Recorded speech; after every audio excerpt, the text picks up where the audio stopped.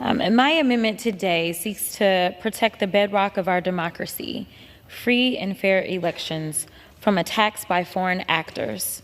And while I have great concerns about the underlying bill today, given its overly broad language and its impact for universities in need of DHS funding, whether it be for disaster relief or campus hardening or threat protection, the issue of election interference is one that cannot be ignored. We know that our democratic processes are under attack by foreign countries.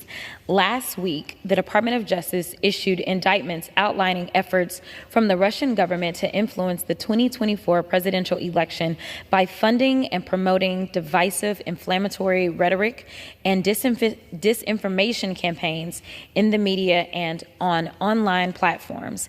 These efforts have been surprisingly effective in infiltrating the platforms of far-right influencers, conservative media, and even some of my fellow lawmakers who have repeated some of this Russian propaganda right here on the House floor. But the concerns about the PRC doing the same are not anew.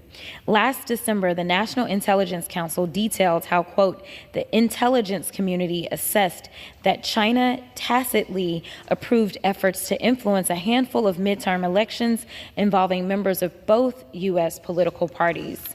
And just last Friday, the Office of the Director of National Intelligence issued a report titled 60 Days Until Election 2024, which stated, quote, the intelligence community is aware of the People's Republic of China's attempts to influence U.S. down-ballot races by focusing on candidates it views as particularly threatening to core PRC security interests.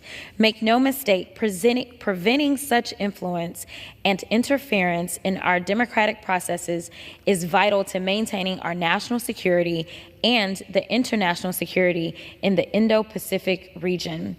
It also preserves the United States' free and fair elections, thereby legitimizing our electoral process and reinforcing the principles of democracy. This is not the first time congressional Republicans put a bill on the floor defining a foreign entity of concern or foreign adversary, and it will not be the last. And strangely enough, I'm starting to see a pattern.